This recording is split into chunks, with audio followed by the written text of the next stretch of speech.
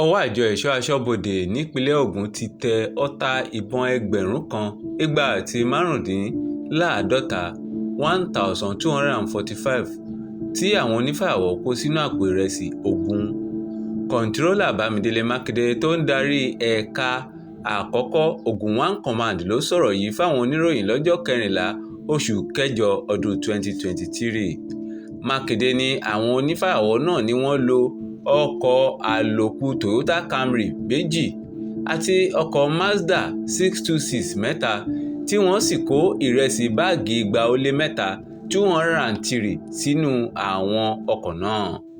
Makinde ní bí àwọn kan ṣe ta àwọn olólobó ní àárín òru ní adarí ikọ̀ kejì tí àwọn kọ́sítọ́ọ̀mù síwájú àwọn òṣìṣẹ́ rẹ̀ tí wọ́n sì bá àwọn ọkọ̀ náà lópòópónà Tóbóló sí Ìjòhùn ní àríwá Yewa.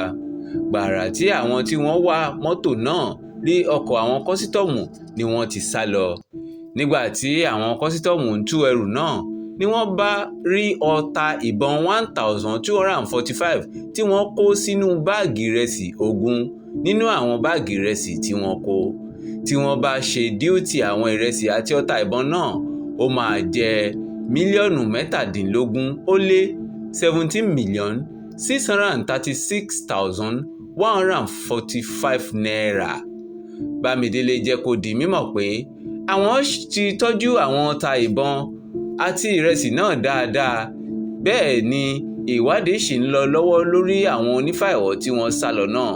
Ó wá jẹ́ kó di mímọ̀ pé gbogbo àwọn onífàyàwọ́ náà ni àwọn máa gbé lọ sílé ẹjọ́ tí ọwọ́ bá tẹ̀ wọ́n. Ó wá dúpẹ́ lọ́wọ́ adarí àjọ kọ́sítọ́ọ̀mù ẹ̀ka kejì ní ìpínlẹ̀ Ògùn àti àwọn ikọ̀ rẹ̀ tó pè tí wọ́n jọ ṣiṣẹ́ náà.